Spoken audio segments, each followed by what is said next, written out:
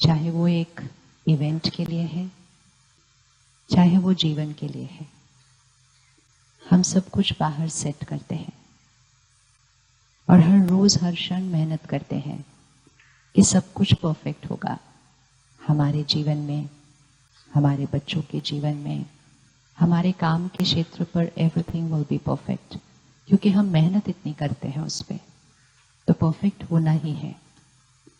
लेकिन सब कुछ को परफेक्ट करते हुए, सबका ध्यान रखते हुए, हम कभी कभी अपने मन की तरफ ध्यान नहीं देते हैं। राइट? होता है ऐसा या नहीं होता कि इतना बड़ा प्रोग्राम है, सबकी तैयारी कर रहे हैं, तो सबसे पहले किसकी तैयारी करनी चाहिए? किसकी तैयारी करनी चाहिए? मन की तैयारी करनी चाहिए।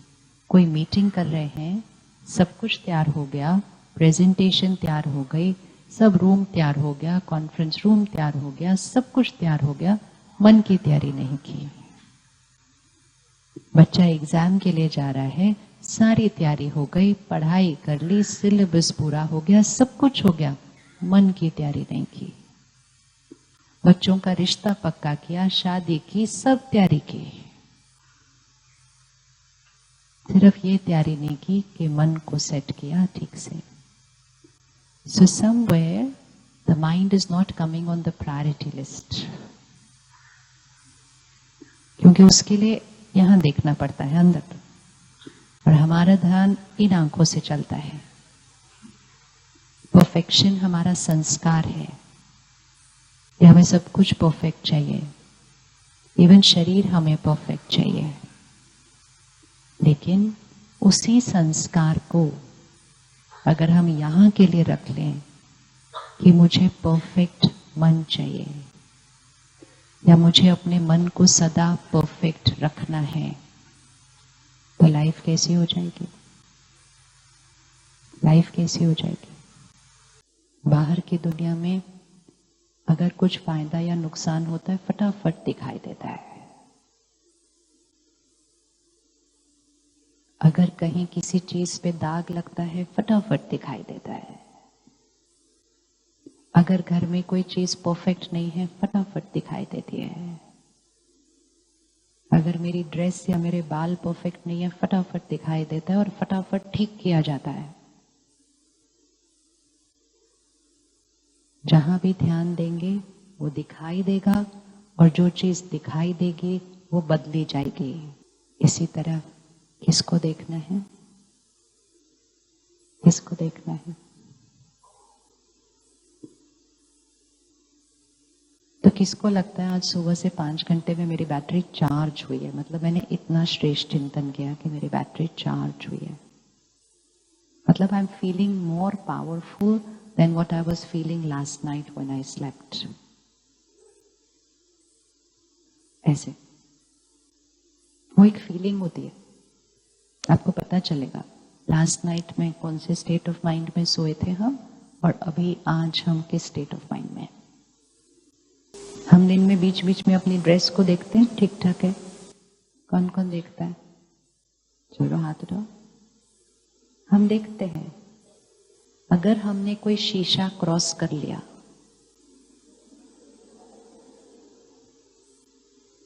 चाहे वो दुकान की विंडो है, चाहे वो गाड़ी की विंडो है, कहीं भी हमने शीशा क्रॉस कर लिया, चाहे 2 सेकंड के लिए हम ऐसे फटाफट से देख जरूर लेते हैं।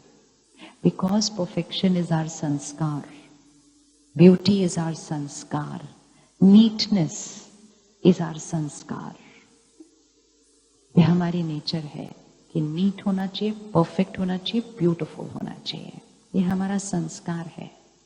लेकिन वो हमारा संस्कार है, तो एक्चुअली जो हमारा संस्कार है वो नीटनेस, ब्यूटी और परफेक्शन को कहां ढूंढ रहा था? अपने अंदर। एंड इसीलिए जब हमने अपने आप को कहा I need to be beautiful, perfect and neat, we started doing it here somewhere. तो इसलिए ब्यूटिफुल, परफेक्ट और नीट करने के लिए अपने चेहरे को कुछ ना कुछ कराते रहते हैं, कोई कान चेंज करा रहा है, कोई नाक चेंज करा रहा है, तो परफेक्ट नोज चाहिए, परफेक्ट ईयर चाहिए, परफेक्ट चाहिए ना।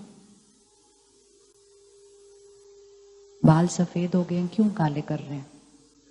एक ही तो इंटेंशन है, परफेक्ट चाहिए। वाइट क्यों होना चाहिए? White is not perfect. Intention check करनी है। ड्रेस परफेक्ट होनी चाहिए, एक रिंकल भी होगा तो उसको पहले फिर से प्रेस करेंगे, परफेक्ट होनी चाहिए। चेक द संस्कार। इतना हमारे पास ये संस्कार कूट कूट के है कि अगर हम 2 दिन के लिए भी इस संस्कार को यहां ले लेना, हम एक परफेक्ट माइंड क्रिएट कर देंगे। एक रिंकल नहीं देख सकते, लेकिन इतना सारा किसी के लिए भर के रखा है, वो उसमें कुछ गलती नहीं दिखाई दे रही है।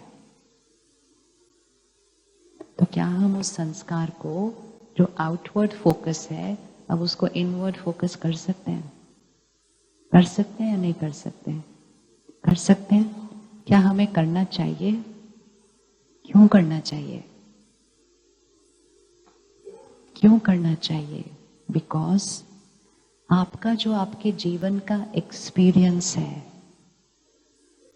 क्वालिटी ऑफ योर लाइफ, कोई आपसे आज आके पूछे हाउ इज लाइफ, तो आपका जो जीवन का एक्सपीरियंस है, it is not dependent on outside being perfect. अगर quality of life outside being perfect पर डिपेंडेंट होती, तो आज एक बहुत बड़ी पॉपुलेशन हमेशा हैप्पी होती है। आप सब तो हमेशा होते, क्योंकि आपकी बाहर सब कुछ परफेक्ट है।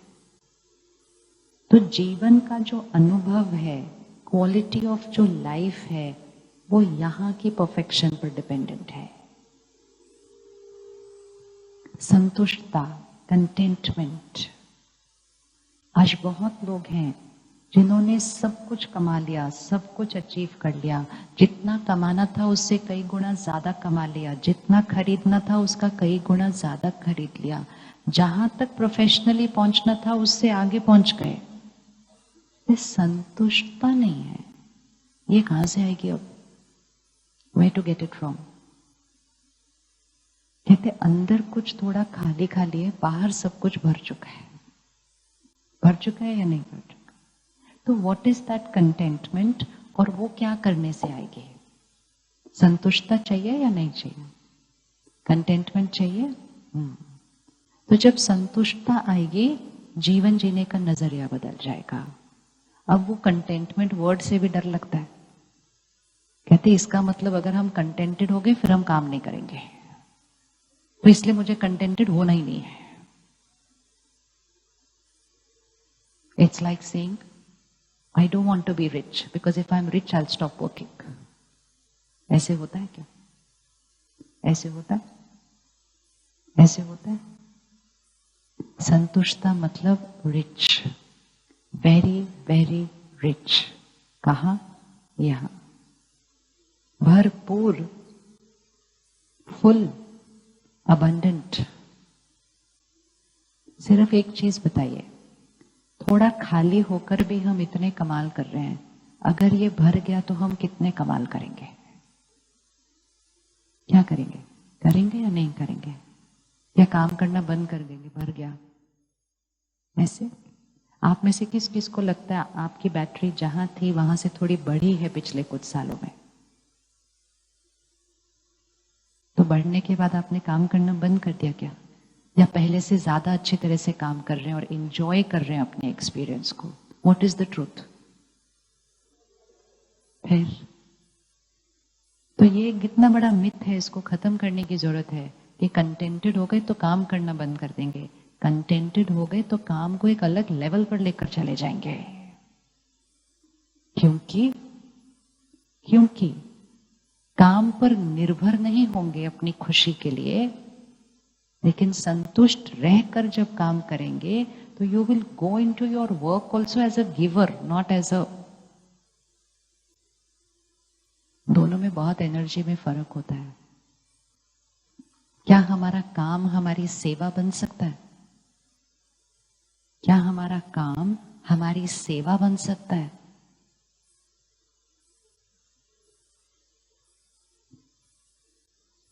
क्योंकि हमने बचपन से सीखा काम मतलब ऐसे ऐसे। क्या काम ऐसे हो सकता है?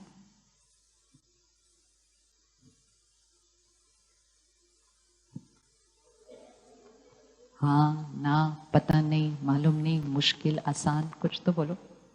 क्या हो सकता है? क्या काम? बिकॉज सेवा इज ऑल्सो आवर संस्कार। अगर मेरा काम मेरी सेवा बन जाए तो फिर कितना भी काम करते हुए आप कभी भी स्ट्रेस्ड नहीं हो सकते हैं, क्योंकि आपका काम सेवा बन गया है। और सेवा में दुआएं कमाते हैं। आज हम अपने काम से सिर्फ पैसा कमाने की सोच रहे हैं, नाम मान शान कमाने की सोच रहे हैं। काम सिर्फ उसके लिए थोड़ी होता है, काम होता है दुआएं कमाने का साधन।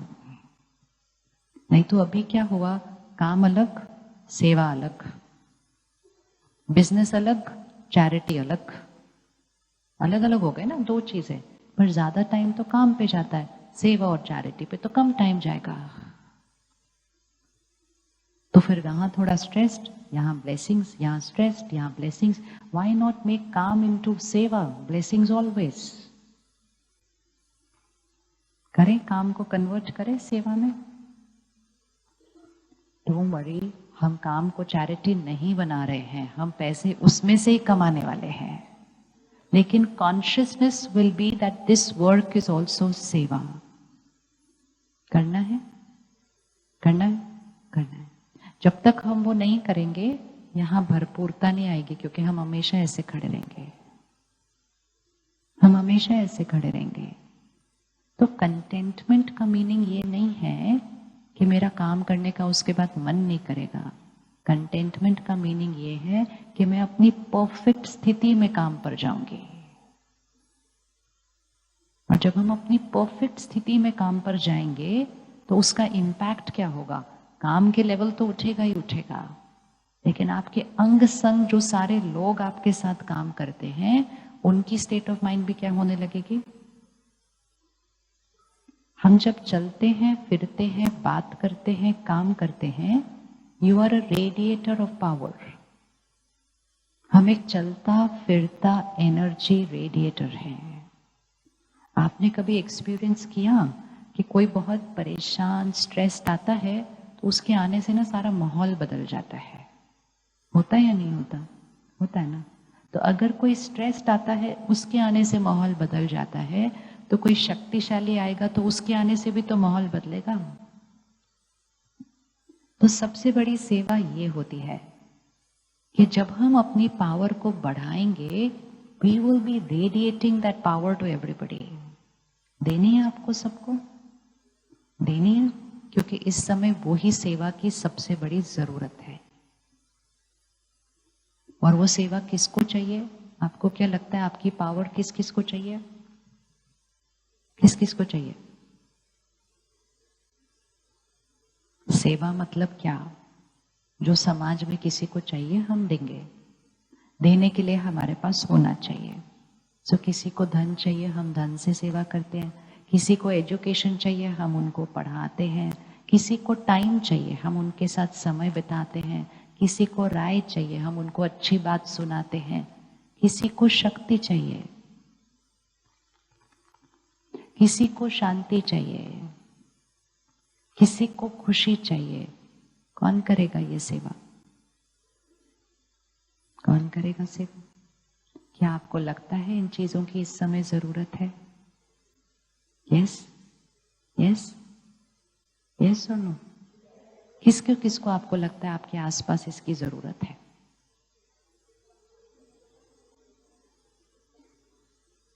स्टार्टिंग फ्रॉम, नहीं आपको जरूरत नहीं, आप देने वाले हैं अभी। It goes like this, starts from self, family, children specifically.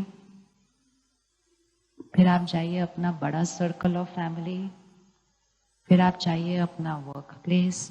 तो energy flows from the micro to the macro. इसीलिए कहा जाता है संकल्प से सृष्टि बनती है। और क्योंकि हमारे संकल्पों की क्वालिटी पर हमने परफेक्शन नहीं रखी, तो इतनी मेहनत करने के बाद भी हम एक परफेक्ट दुनिया नहीं क्रिएट कर पाए। कितनी मेहनत की है पिछले कुछ सालों में, लेकिन दुनिया परफेक्ट की बजाय क्या हो रही है?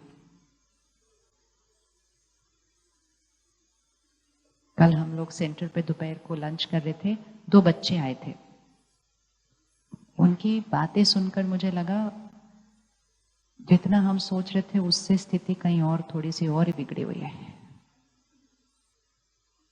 छोटे थे, एक 10th स्टैंडर्ड में था, एक होगा 6th-7th में।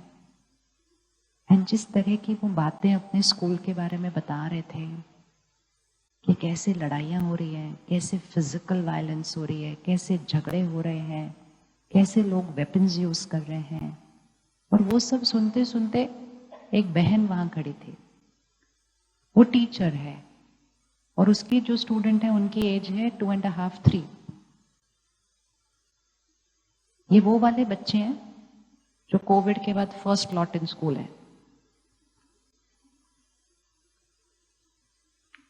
एंड शी सेड कि बच्चे बाइट भी कर लेते हैं, बच्चे ऐसे वायलेंट भी हो जाते हैं।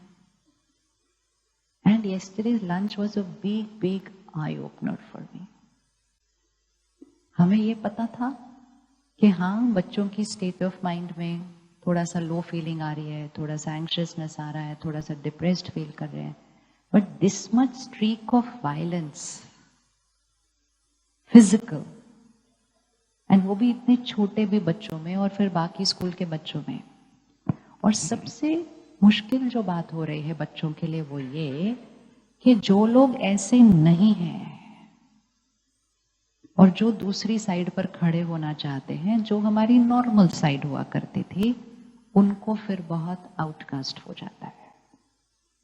क्योंकि जब हम स्कूल में थे तब भी कुछ बच्चे वायलेंट थे, तब भी कुछ बच्चे कुछ सब्सटेंस लेते थे, तब भी बच्चे कुछ करते थे, लेकिन वो नंबर बहुत थोड़ा था। और हम सब कौन सी साइड पे थे? मेजॉरिटी पे। तो मेजॉरिटी पे होना हमेशा सेफ फील होता है, क्योंकि जब हम मेजॉरिटी पर होते हैं तो हम कहते हैं we are right, they are wrong.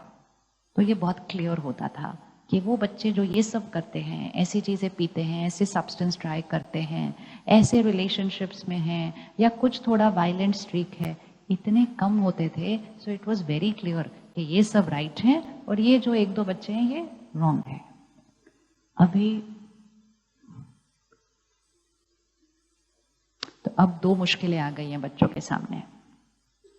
एक, उस वातावरण में रहते हुए राइट पर खड़े रहना, और दूसरा, राइट पर खड़े होकर वो सारे ताने सुनते हुए आउटकास्ट होना का डर रखते हुए भी राइट पर रहना।